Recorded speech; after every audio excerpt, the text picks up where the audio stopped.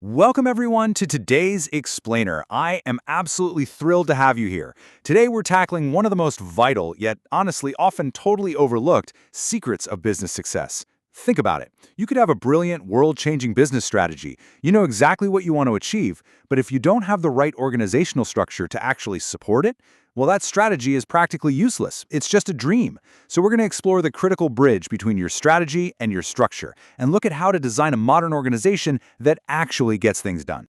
Okay, let's dive into our syllabus for today. We'll start off with why strategy needs structure, look at the actual structural building blocks, and then compare traditional versus contemporary designs.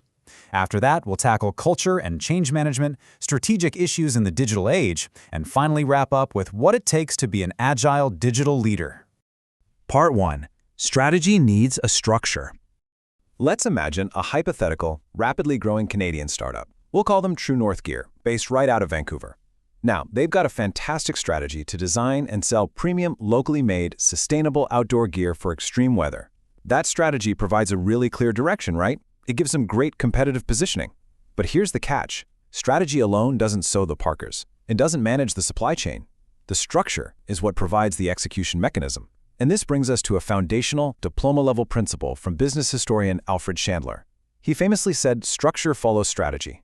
What this actually means for us is that organizations have to completely redesign their structures whenever their strategic priorities change.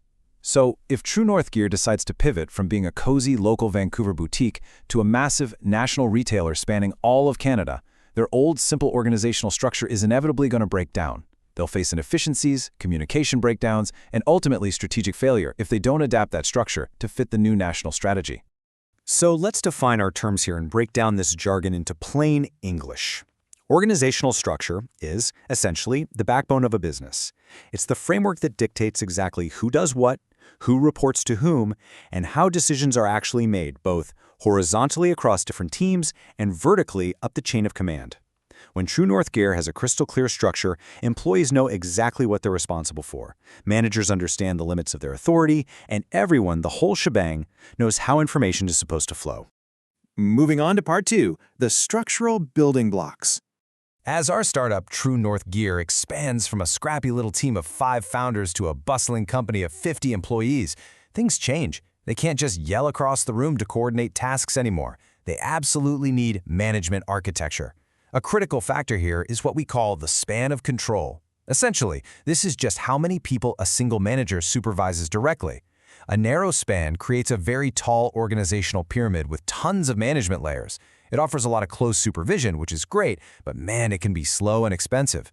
Conversely, a wide span creates a much flatter structure. And honestly, advances in tech have allowed modern managers to effectively oversee way more people, which reduces those administrative layers and really speeds up decision-making. Now, once we've figured out our span of control, how do we actually group these employees together? In its early days of growth, True North Gear is probably going to organize by functions. They'll create distinct, specialized departments for marketing, finance, and operations. But as they grow larger and start opening up stores in Alberta, Ontario, and Quebec, they're likely going to need to shift to a geography-based departmentalization. Why? Well, to handle regional differences in climate and consumer preferences. A winter coat for Vancouver isn't exactly the same as a winter coat from Montreal, right? Part 3. Traditional versus contemporary designs. But what happens when True North Gear hits 200 or even 500 employees? This is where the growing pains really set in. Old school bureaucracy just becomes way too slow, bringing up the classic battle between centralization and decentralization. Centralization keeps all the decision-making authority concentrated right at the very top of the company.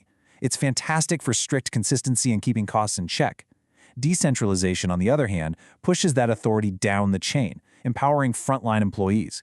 With today's digital technologies allowing for instant real-time information sharing across the entire company, decentralized empowerment has become incredibly effective.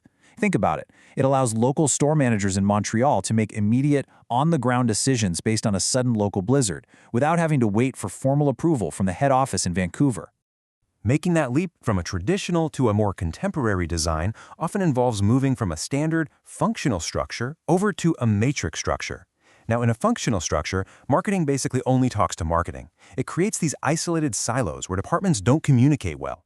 A matrix structure completely breaks down those departmental silos.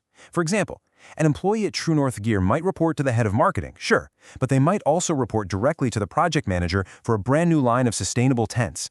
It creates this highly collaborative, super adaptable environment. Though, I will admit, it definitely does introduce some tricky dual reporting relationships that you have to navigate.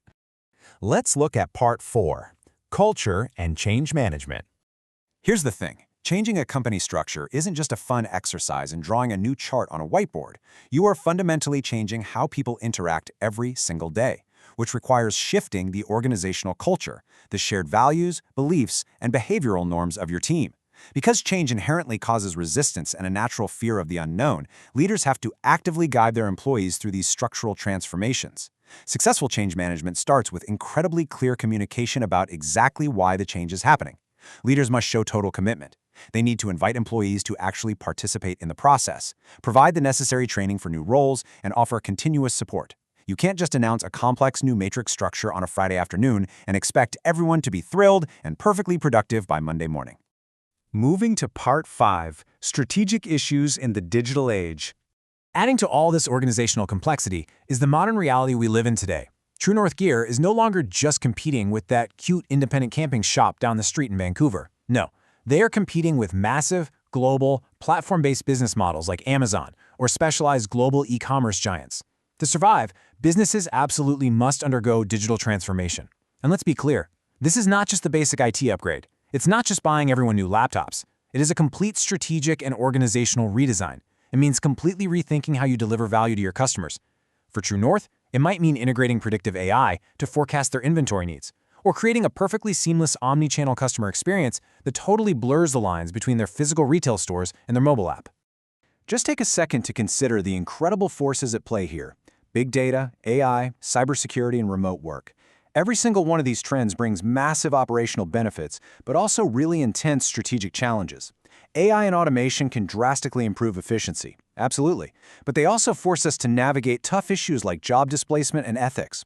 Remote work gives True North Gear access to incredible global talent, but it can put a real strain on traditional company culture and team engagement. Because of this, modern organizations are practically forced to adopt boundaryless or virtual structures just to remain agile enough to survive these shifting sands. And finally, Part 6, the Agile Digital Leader. To navigate this wild terrain of flat hierarchies, virtual teams, global ecosystem partnerships, and just constant digital disruption, well, a traditional command and control boss just isn't going to cut it anymore. To successfully bridge strategy and structure today, you really need 5 core competencies. You've got to be a strategic visionary who anticipates trends, a digital champion who pushes technological adoption, a change leader who guides the human element, a data-driven decision-maker who actually relies on analytics rather than just a gut feeling, and a collaborative facilitator.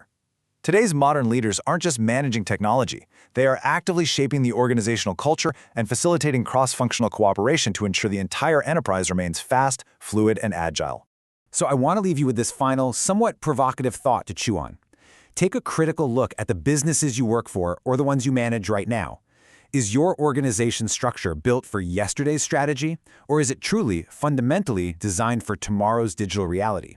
Remember, a brilliant strategy is just a dream until you actually build the structural bridge to get you there. Thank you so much for joining me and exploring this topic today. I really hope you found this breakdown valuable. Thank you for watching this explainer. If you enjoyed it and got something out of it, please leave a like and subscribe to the channel for more diploma-level deep dives into the fascinating world of business and strategy. See you next time.